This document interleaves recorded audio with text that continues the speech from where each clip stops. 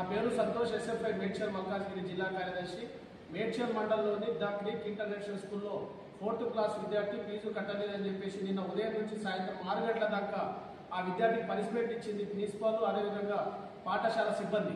ఈ రోజు బాబు సంబంధించింది వాళ్ళ తండ్రి ఫీజు కట్టకపోతే నేను కడతాను, మళ్ళీ తెల్లారే వచ్చి కడతానని చెప్పేసి స్టూడెంట్కి సంబంధించిన పేరెంట్ చెప్పినప్పటికీ కూడా ప్రిన్సిపాల్ వినకుండా పనిష్మెంట్ ఇచ్చి విద్యార్థిని తీవ్రంగా ఇబ్బంది గురి చేశారు.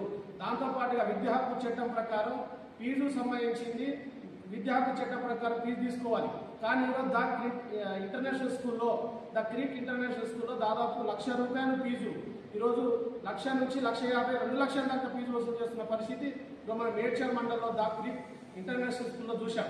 కానీ ఈరోజు విద్యా హక్కు చట్టాన్ని పాటించకుండా, నియంత్రణ చట్టాన్ని పాటించకుండా, విద్యా హక్కు చట్టాలన్నీ తొంగలో తొక్కుతూ ఈరోజు సవాలు చేస్తున్న విద్యా అధికారులపైన సవాలు చేస్తున్న international school creek international school సంబంధించి సవాల్ చేస్తూ ఉంది. ఈరోజు గతంలోనే కూడా ఫీజులు ఎక్కువ తీసుకుంటా ఉన్నారు, విద్యార్థులకు ఇబ్బంది పెడతా ఉన్నారు, తల్లిదండ్రులకు ఇబ్బంది పెడతా ఉన్నారని చెప్పేసి అనేక సార్లు భారత విద్యా ఫెడరేషన్ ఎస్ఎఫ్ఐగా ఈరోజు కంప్లైంట్ చేసినప్పుడు కూడా అధికారులు మాత్రం ఏ స్పందన లేదు.